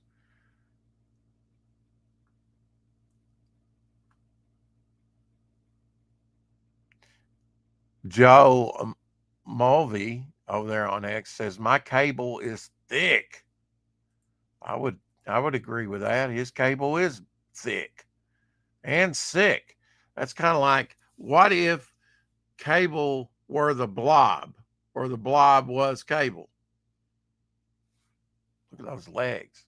That's girthy stallion there. Just saying. That's girth man. Good to always know you're alive. Yeah. Uh, yeah. I'm alive. I'm alive and well. Didn't see. I saw a dead deer. I saw a fox. I drive home after the other night of seeing two does, in my lane, just standing there on the road, and had to apply the brakes and kind of get over. And then the one wants to cut over in front of me. And last year at the end of the season, I split a herd of deer. They just kept coming in front of me. I thought I was really going to hit some deer that night. Thankfully, they cut the right way, but panicked animals don't always cut the right way. So yeah, it's good to be alive and thriving, and thick. Actually, I've lost some poundage. Martin Van Buren, taken in 1489, one of our uh, presidents from the past. It's neat to see these old photos. He was a douchebag. Really, Martin Van Buren, I believe he was president that kind of started the grumblings of the Democratic Party, which, how's that working for you? Just saying.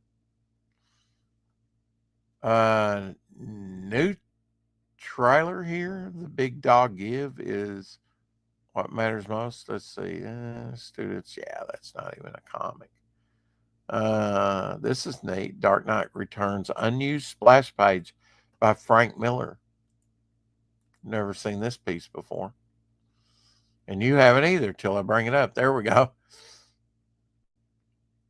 Frank Miller artwork. Unused splash page. All that work. And it's unused. Why not make a poster of that? Colorize it. Or leave it black and white. Offer it both. It's better than its current stuff. Just saying.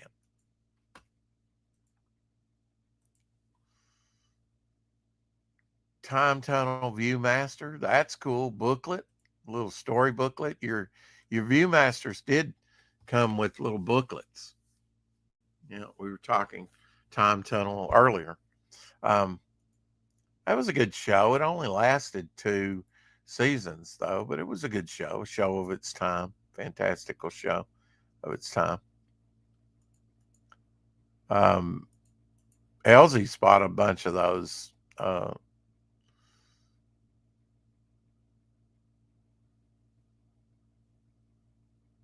Viewmasters to sell and resell on eBay in the past. He was on that for a little while. What do we got here? Dr. Plague, Book 1, Issue 4 is live. Dr. Plague. Any of you buying Dr. Plague? Indie comic on Global Comics. Well, here's some artwork from Dr. Plague. Looks dope.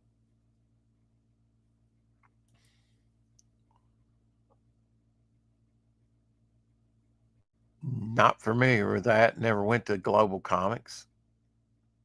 Guess we could click on it and see, huh? Oh, well, I mean, Global Comics. That's I am following Global Comics.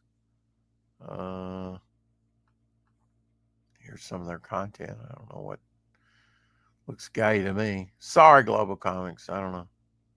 Fiendish. Well, got some taste. I'm being too harsh. I don't know. Looks like some Oriental woman. I don't know. Anyway, interesting looking book there. Bruce Timm artwork. Yeah. I like Bruce Timm stuff. He's been doing more of this. I guess he's had more time on his hands since he's not in animation like he used to. Be. The books are here, says Graham Nolan. I've signed them. The pre-launch sign-up backers are receiving tracking numbers. It pays to sign up. The books look fantastic. The wait was worth it. That's Joe Frankenstein. Artwork by our friend Anthony, I believe. Tony Curtis there. Yeah. The Great Race, 1965. Yeah. Natalie Wood and Tony Curtis. That's another one. And Jack Lemmon in there. Peter Falk. There was Columbo. There we go. Support the patriarchy. Get a Patriot cosplay cover on or t-shirt here. So I guess that's the cosplay cover. From John's Long Box.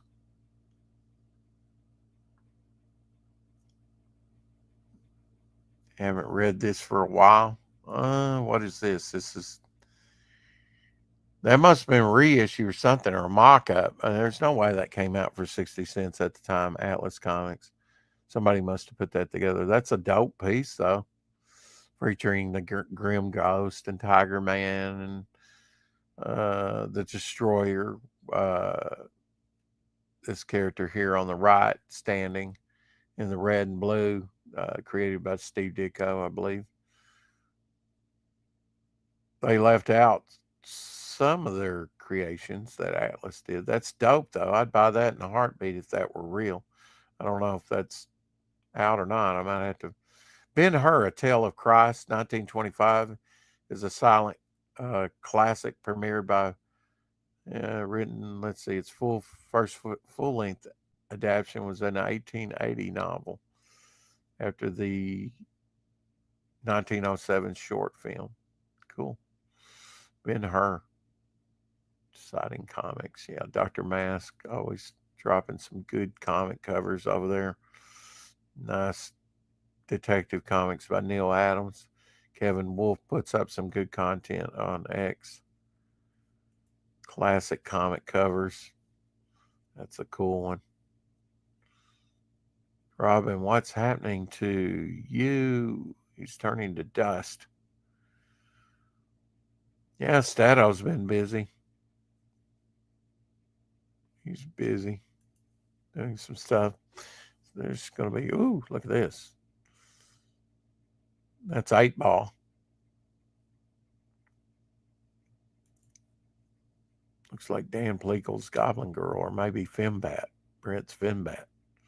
That's cool. Look at that. Kind of gemstones, geology tweets. Oh, that's cool. With the old hammer werewolf.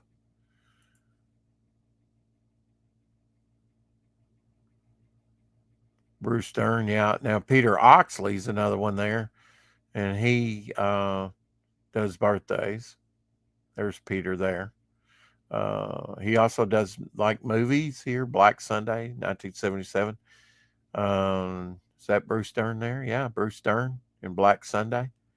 Always playing the bad guy. He's got a silencer on that revolver. Come on now. Try to X you down. There we go. He puts up beautiful women too. Yeah, Loretta Swit, Hot Luke's Little Hand from MASH. She passed away recently. Oh yeah, Dennis Weaver. Been watching him a lot on Gunsmoke. Morning, 1924. Did McCloud from 1977 from 70 to 77. That was a long time. McCloud, that was most of the 70s. Gunsmoke he did from 1955 to 64. So I'm reaching the end of his time on Gunsmoke. I think I've got one more year to go. I think I'm on up to 1963. He did lessen his role, and Burt Reynolds came in more. Gentle Ben, he was in that, yeah, 1967 through 69. That was a TV show. That was Ron Howard's brother that played in Gentle Ben with him, I think. Pearl, which was a miniseries, Duel at Diablo, A Man Called Sledge, Duel, What's the Matter with Helen, A Touch of Evil, Don't Go to Sleep, Gentle Giant, The Gallant Hours, Lonesome Dove. He was in Lonesome Dove. Wow, okay. Magnum P.I. Yeah, Dennis Weaver, often overlooked, but played many roles. He was really good. Bruce Dern there, of course. Here you go. So you get a little bit more complete write-up with Peter, the driver, family plot, tattoo, Will Penny, The Great Gatsby, Coming Home, The Cowboys, which I mentioned, where he kills Black Sunday that I mentioned. Silent Running. Yeah, here he is in Silent Running right there on the right. He's just a freaky looking dude, man. But that's a great sci-fi. There we go. Got Tony Curtis in the Vikings. That was another thing he did with Burt Reynolds and Ernest Borgnine. Ernest Borgnine was also in Spartacus. So all three of those actors was in the Vikings as well in 1978. Janet Lane, there, that was in best known for Psycho, was married to Tony Curtis, I believe. Lawrence of Arabia. Never much cared for that. David Carradine's his death date. So he died on that on yesterday's date, June 3rd, back in 2009. I remember when he passed away. Of course, I knew him from Kung Fu, but Kill Bill 1 and 2, of course, too. Death Race 2000. Hell yeah, one of his best movies. Schlocky. Anthony Quinn died on June 3rd as well, back in 2001. I remember when he passed away. I'm told he was from somebody that met him, that was a friend of mine, much older than me, but he met Anthony Quinn, said, yeah, he was all about Anthony Quinn was a douchebag. Of course, some of his children act as well. Loved his role as Brutus.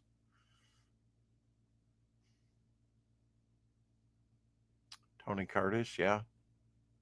Born in 1925. Spartacus, the Vikings, Houdini. Yeah, he played Houdini. Trapeze. Let's see, The Great Race. Operation Petticoat. Boston Strangler. Yeah. Defiant Ones. Sex and the Single Girl. The Persuaders, which was a TV show that he did with, the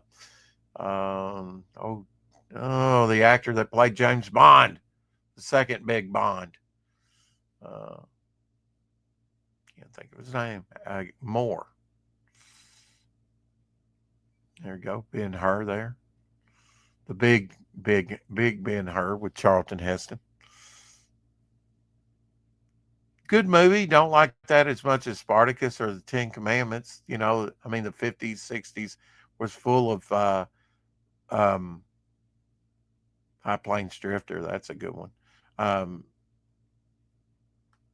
Hollywood was full of these biblical epics back in the day. Diane Rigg. Diane Rigg looked like my first wife a lot. Stephen Boyd died on this day in 1977. Let's see, that's June 2nd. In 1977. I guess he was born in 45.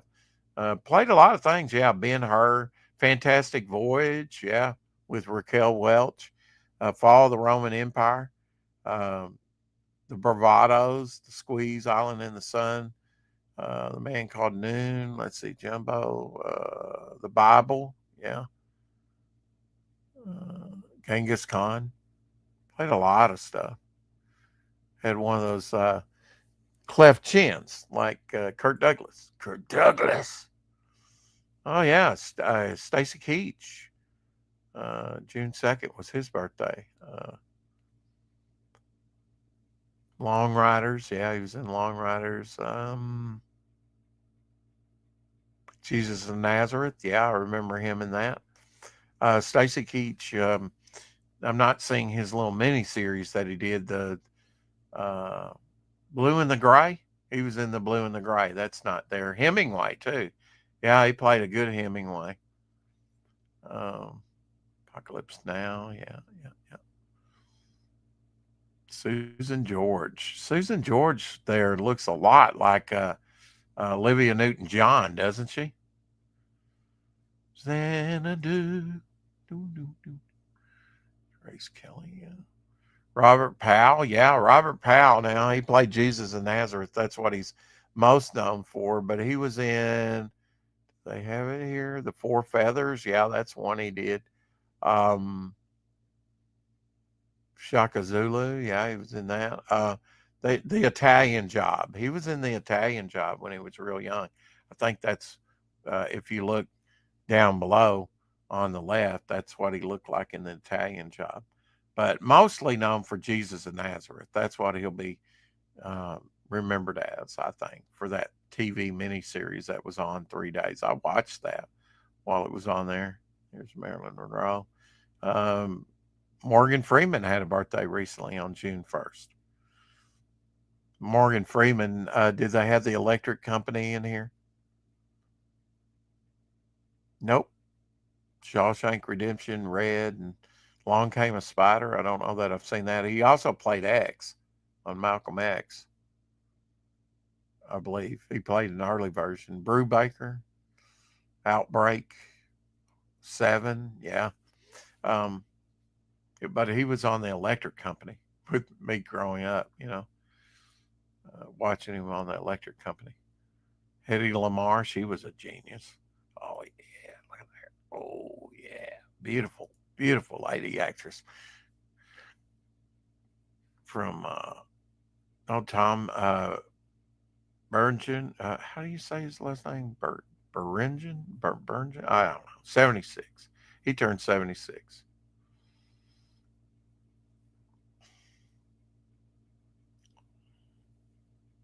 Loretta Swit, died at 87. There's one of Tom's Rose there in Platoon. Yeah. Oh, yeah. Looking at the ladies. Raquel Welch. Now, that's a fantastic voyage.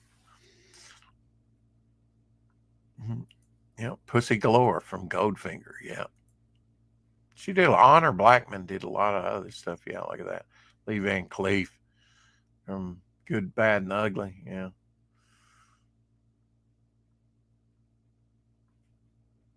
Mm-hmm. Mm-hmm. Gene Hackman. Yeah.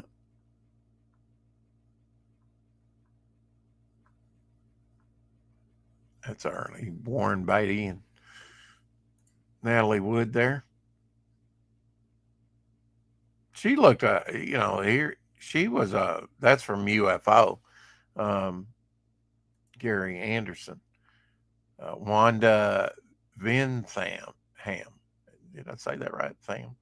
Angie Dickerson, she was in Gunsmoke early. She played an Indian. There we go. Here's from the Persuaders, Roger Moore. Young Roger Moore. That was early 70s. The hair's out, grown out, sideburns. Tony Curtis. Um, that's Roger Moore's daughter there in the middle. Yeah. Yeah. Ursula Andrews. Yeah. She was the original Bond girl in Dr. No. Yeah, he's a little bit more extensive on, I said this the other day, May 27th was Christopher Lee and um, down here also Vincent Price's birthday. They share the same birthday. Where's Vincent Price? Did he not put Vincent Price on there as his birthday? He did Christopher Lee, but yeah, okay, Vincent Price right above here. Yeah. So they share the same birthday. It's pretty wild. Two giants of horror. Hey, how's it going? Good morning, Vietnam. Good morning to you. Good morning to you, sir. It's good to see you. Yeah, but Bruce Stern, 89 today. 89, Bruce Stern. I'll have to see if Black Sunday is on YouTube and see if I can watch it maybe. Speaking of UFO, here's UFO sticker fun book from, I never knew this existed till from the 1970s. Probably released in the UK. That's probably why I never saw it. And I was so young when UFO came out in 69, 70, but I remember it well. And Gary Anderson's Space 1999 came out of that. The original Moonbase Alpha was supposed to be an expansion for season 2 of UFO, which sadly we never got, but such a neat concept of those interceptors on the moon.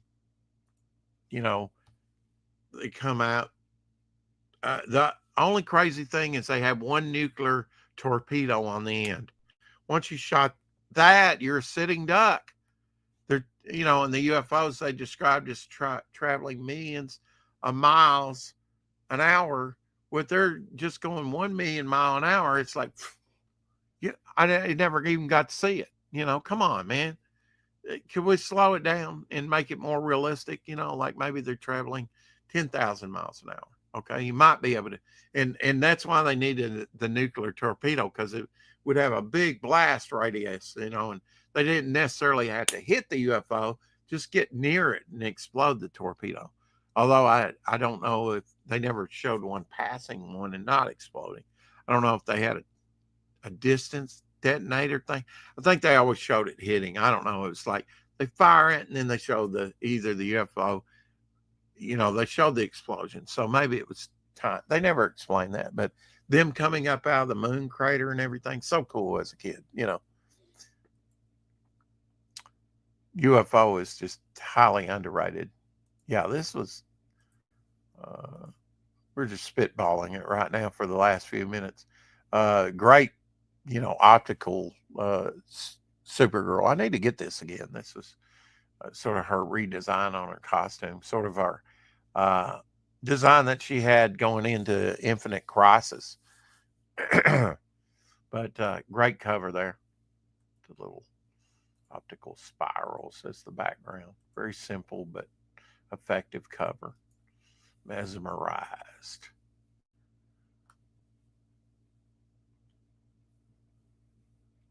Dr. Mask, I'm always dropping some of these comics that I've never seen. Molly O'Day, Super Sleuth from Avon. An Avon comic, #1. Probably one and done. I don't know. Did Molly O'Day get a second issue? But great art. Artist unknown. That's pretty sad that the artist is unknown on that, because that looks as beautiful as an old Matt Baker piece. That's cool. Like that. Lady in Red. Hell yeah. Never heard of Molly O'Day, Super Sleuth. And knowing is half the battle, Great John Byrne cover. I have a copy of this. This is with the giant, I think probably robotic mummy coming after him in short cropped or upkept hair Lois Lane in Jungle Wear. Or, did you like John Byrne on Superman? I like John Byrne on just about everything he did. Me, myself, and I started buying Superman at that time, for sure. I think I have a production piece to this very same piece. My second Avengers issue, I actually have a production piece on the reprint of this that I'm keeping for myself. That's why I still have it. I haven't sold it. But great, 20,000 Leagues Under Justice. My second Avengers, early George Perez early run on a big book. He liked more characters, the better. Done in Justice League style with the heads on the side. How could you not? And the Beast, come on. The Beast became my favorite character, drawn by George Perez, of course. But yeah, basically the Squadron Supreme, they have to go up. This is after they've been defeated in the first issue. And dum dum dum dum. Fortunately I got the second issue, and this issue here in the first issue made me a collector of comics. You had Tom Thumb there at the bottom of the villains. He was kind of like an Atom type character. The redheaded character there, head at the bottom, is kind of the Aquaman, the Wizard there, which they took from a name they already had copyrighted from a Golden Age hero. Was kind of the Flash, Captain Hawk, that was Hawkman, of course, Lady Lark. She was like Black Canary. You had the Golden Archer, which was Green Arrow. You had Dr. Spectrum, that was Green Lantern. You had Hyperion, which was Superman. Sort of these knockoffs of the Justice League going up against the Avengers. Hell yeah. And what an event. I mean, I think this is the best lineup here with Thor and Moondragon, Hellcat, and the Beast. Scarlet Witch, the Vision, Iron Man, and Captain America. Hard to beat that, man. That's classic. That's classic Avengers lineup, in my estimation. John, drawn very early on by George Perez in his career. Um, how about War? I have all the early Unknown Soldier books except the first one, 151. Of course, I need to complete it, but I don't want to spend money. What? Keep cruising the auctions. Hope I can score one for cheap. Yeah. I was wondering about Unknown Soldier. Um, is this 151? I had to look. Don't think that's 152. Okay, then I'm looking at 151. I'll have to send that to. Of course, I can always look that up, right? Send that to Shadow though. I have something of interest that I'm looking at, or a book that I might want to pick up in the future. I'll occasionally send it there. Usually artistic ideals I send over to him. Uh, Milt, here's a non-memorable president, Millard Fillmore. Doesn't give a date on when the photo was taken. Not a very memorable president. Maybe for the bad job he did. Maybe I don't know. Are you Jack Coe Plastic Man splash pages? Hell yeah. Love Plastic Man. I wish they would take that character more seriously. This is kind of goofy. Jack Cole though got a design genius. You know, he did some uh, cartoons for Playboy late in his career. Love Plastic Man as a character. Love his design with the goggles and his red suit. And, I mean, just and the yellow belt with black. But I just wish they would take the character more. Ethan loves Plastic Man. I love Plastic Man. We have that in common. It's one thing we do have in common. Another great Star Spangled war stories where with the original Suicide Squad. This is the Killer of Dinosaur Alley. I think this is one I don't have in my collection. I'm trying to get all of these, and these are hard to get in any kind of shape whatsoever. Um, that's on my bucket list, my short list. Captain October is coming out with that run right now and showing you like splash pages. Um, I actually have or had for the showcase reprint books um, this splash page. Ross Andru did a lot of the artwork in these. Later Gene Colan. There was one where Gene Colan and Joe Kubert and another artist, I can't remember who it might have been, did like 3 stories in one issue. But he's been listing this one. I do have this issue here. I think that's a Joe Kubert cover there. Most of them had Ross Andru on. This is a Ross Andru. That's the original Suicide Squad right there. Those 2 guys, Bruce and Morgan, I think it says. They were the original. And they were trying to introduce a little Dino, the flying baby dinosaur. He makes multiple appearances. And in this issue, apparently this little cave boy too. But interesting combination of war and dinosaurs. He's been featuring these. I might have this one. It's been a while since I've looked through these. That one may be one that I need. Actually, I don't have them all, but I have a bunch of them. I have this one here with the giant gecko. That's a Joe Kubert cover. He's been known as saying that he likes to draw dinosaurs. I think I have this one here, and that has Dino in it. And this is Dino's first appearance, introducing baby Dino, the monster who saves GIs instead of swallowing them in Metal for a Dinosaur.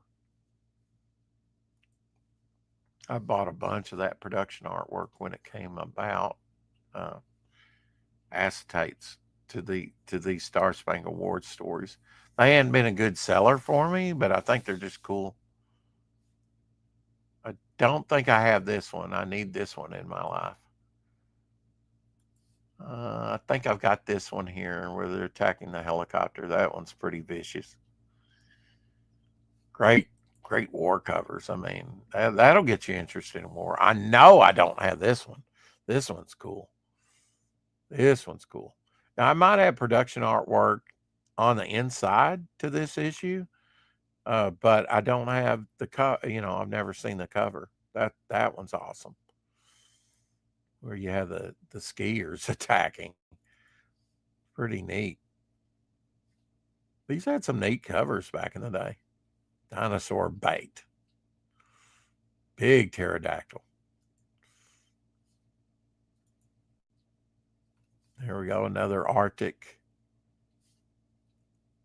Just from the dinosaur subcatcher. I probably had this splash page to this, but I don't think I have this one because I don't recognize the cover. This one I have. There for a couple issues. They put this white King Kong ape in there. That is a Ross Andru Return of the Dinosaur Killer, and that's supposed to be the ape. How long can the great ape save us from those hungry flying dinosaurs? Yeah, yeah, that's his second appearance. He made a couple appearances in those. Here's Ross Andru splash page, Tunnel of Terror. They just blast away at these dinosaurs and they don't even seem effective, you know. Kind of reminds me of Devil Dinosaur with that red coloring. But that is the original Suicide Squad, you know, was just GIs on Dinosaur Island fighting all these dinosaurs and giant geckos and this thing, whatever it is, you know. We're not finished yet. And they're just blasting away. And it's like, yeah, I'm armored up. You're irritating. The Jeep had a parachute. Really? Falling to our death. And on this one I have. Dinosaurs D-Day. Look at that.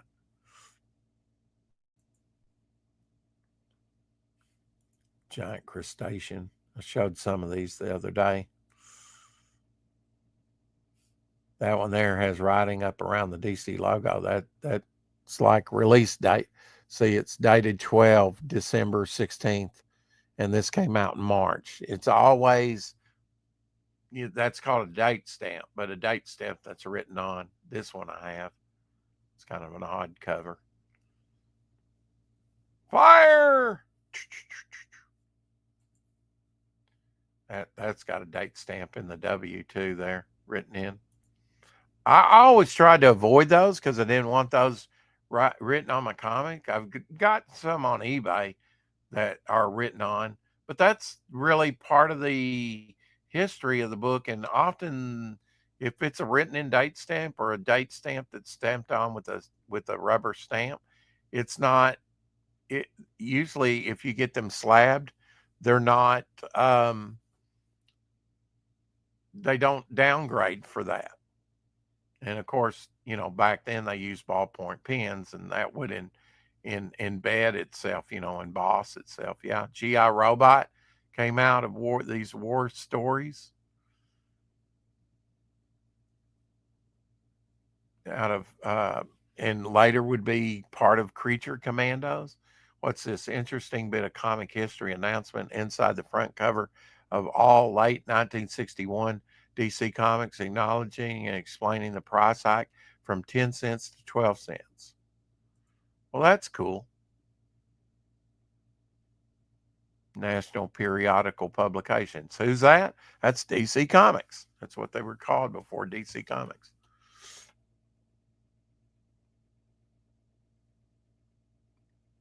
I believe that's G.I. Robot's first appearance in comics. I had the splash page to that I sewed. Anyway, past the 2 hour mark, I just wanted to say good morning and see what I would do on the numbers, you know, and say hello. And we'll see you again on the 4 o'clock shadow. keep collecting and talking pop culture and all that good stuff. So bow